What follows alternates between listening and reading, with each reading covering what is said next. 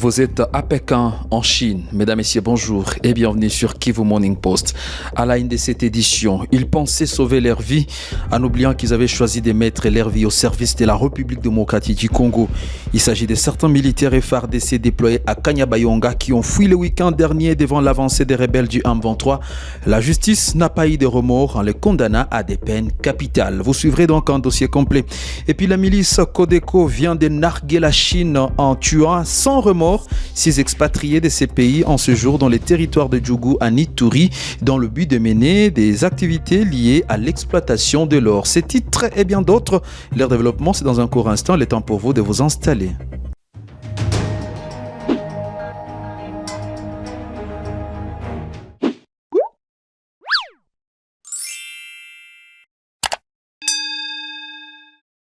Comme annoncé au sommaire, au moins 25 militaires de forces armées de la République démocratique du Congo ont été condamnés à mort mercredi 3 juillet 2024 pour fuite devant l'ennemi dans l'est de la RDC en territoire de Lubero. Précision avec Blaise Bassabossé.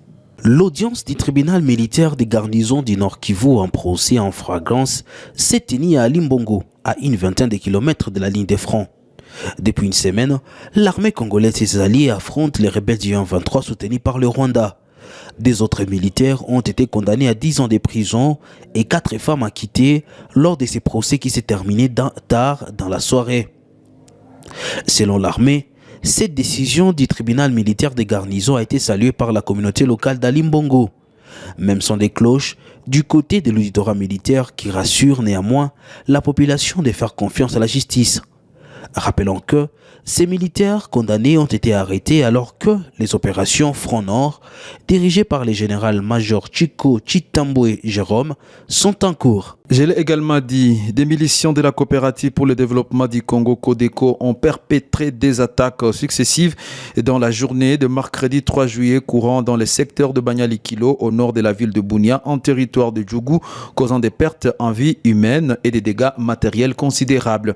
La première incursion de ces hommes armés a été déplorée dans la localité de Abombi, ciblant un carré minier. Là, 6 expatriés chinois qui exécutaient les activités aurifères ont été tués, rapporte Jonathan Imbalapai, président de la société civile de Mongwalou et ses environs, qui s'est livré à la presse dans la soirée de mercredi.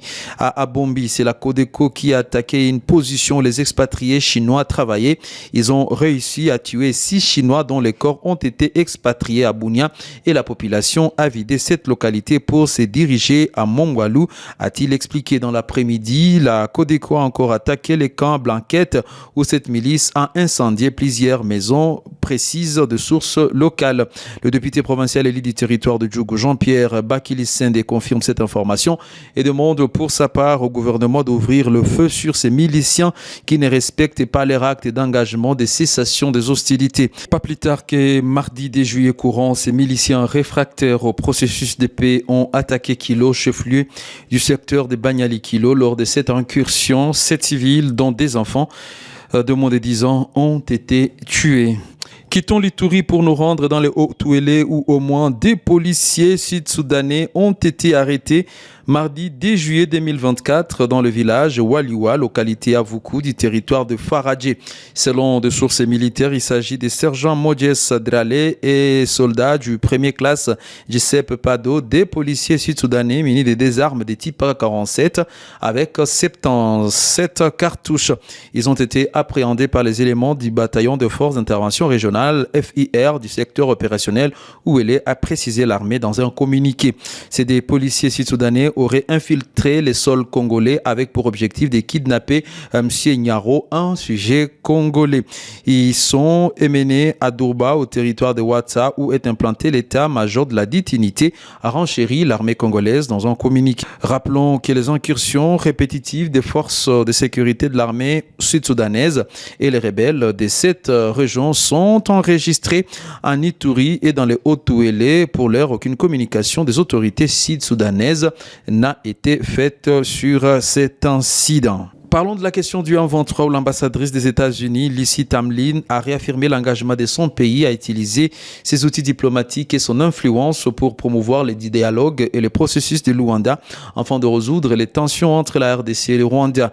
Ces déclarations ont été faites à Kinshasa. Nous sommes ce jeudi 4 juillet lors de l'allocution de cette dernière à l'occasion de la célébration de l'indépendance des États-Unis d'Amérique. L'ambassadrice américaine Tamlin a exprimé sa fierté pour les réalisations des 12 premiers mois avant visant à renforcer les relations entre les États-Unis et la RDC, notamment dans les domaines de la paix et de la sécurité. Elle a souligné l'importance de trouver des solutions pacifiques au conflit dans l'est de la République démocratique du Congo et a réaffirmé l'engagement des États-Unis à utiliser leurs outils diplomatiques pour promouvoir les dialogues et permettre au processus de Luanda de porter ses fruits. Nous allons quitter la capitale de la République démocratique du Congo pour nous rendre dans les territoires des Massissi pour parler de cette mesure instaurée par la rébellion du M23 contre les agriculteurs des Nyakariba. Les dernières informations que nous avons dans cette région indiquent que les populations de Nyakariba, une agglomération proche de Nyamitaba Centre, haussent les tons suite à une décision prise par les rebelles du M23 RDF interdisant aux habitants de vaquer à leurs activités champêtres et surtout dans la partie sous occupation des jeunes Wazalendo dans le périphérie de Nyakariba et Nyamitaba en chefferie de Bachali, territoire de Massissi au nord Kivu. Selon notre source dans la zone, ces éléments du 1-23 basés dans les centres de Nyamitaba pensent que l'entrée de la population agricultrice dans les champs favorise la collaboration avec les jeunes Wazalendo qui, d'un moment à l'autre, peuvent lancer des attaques contre leur position. Ces populations craignent que l'effectivité de ces décisions entraîne une crise alimentaire dans cette région. Et là, nous vous signalons que cette décision a impacté négativement sur les prix de certains produits alimentaires sur le marché de Nyamitaba, où une mesure des haricots qui se vendait à 2500 francs congolais est passée à 3000 voire 3500 francs. Un bassin de pommes de terre se négocie à 20 000 francs congolais en lieu et place de 15 000, ce qui explique en partie la difficulté actuelle dans cette région de Massissi.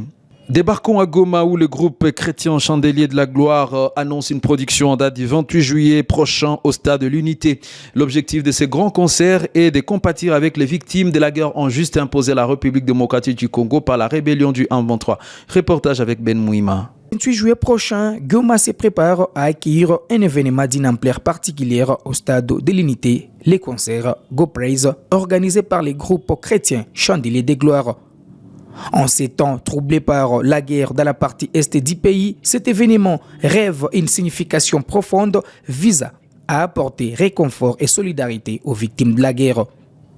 Yannick Banza, l'un des organisateurs, exprime avec conviction l'importance de cette initiative.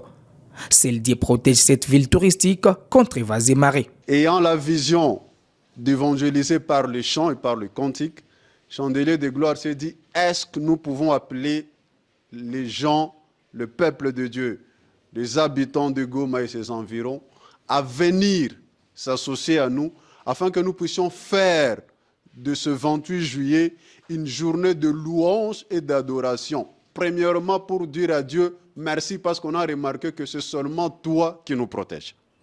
C'est seulement toi qui protèges la ville de Goma. Mais pour connaître le feu qu'il y a à Goma, il faut quitter Goma. C'est quand on est en dehors de Goma qu'on apprend bien les histoires de Goma. J'ai été à Kinshasa, un ami m'a dit, qu'est-ce que tu fais encore là-bas? Est-ce que tu n'es pas en train de voir que cette ville est en train de disparaître?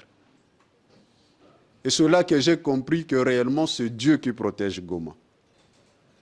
Si GoProes a pour slogan Goma ne pas celle, c'est tout simplement pour dire aux habitants de Goma que tout ce que nous sommes en train de traverser à Goma, mais nous arrivons quand même à respirer, à dormir et à manger, c'est parce qu'il y a un Dieu derrière la ville de Goma. Les stades de l'Unité, d'ordinaire les théâtres des compétitions sportives et des rassemblements communautaires, se transformera en lieu de célébrations spirituelles. Des milliers de personnes sont attendues prêtes à lever les yeux vers le ciel et à chanter leurs louanges dans un acte collectif de foi et de solidarité. Cette première édition de Go Praise promet non seulement des performances musicales vibrantes, mais aussi un espace de partage et de communion. Au-delà des frontières religieuses, cet événement aspire à unir la communauté dans un message d'espoir et de soutien mutuel. Le président des Chandeliers replonge dans l'histoire de son groupe pour attirer l'attention du public. Alors, le groupe Chandeliers de Gloire, ni groupe intercommunautaire, ça veut dire qu'il a réuni plusieurs serviteurs de Dieu dans ma église différentes, mais des personnes, des hommes et des femmes qui ont accepté Christ comme Seigneur et Sauveur. Donc on s'est réunis pour servir le Seigneur, et surtout dans le domaine des chants. Groupe Chandeliers de Gloire, nous avons déjà 3 albums. Le Seigneur est en train de nous faire du bien. Vous avez eu à chanter quelques cantiques du groupe Chandeliers de Gloire, Poké Asifa, vous avez chanté Toashuka Chini.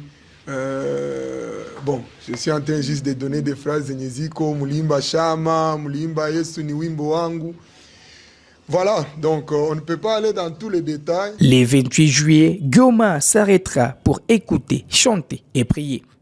Les regards se retournent vers les stades de l'unité où résonneront les chants des louanges. Terminons cette édition par les quartiers Lac Vert où la tension était vive la matinée de ce jeudi.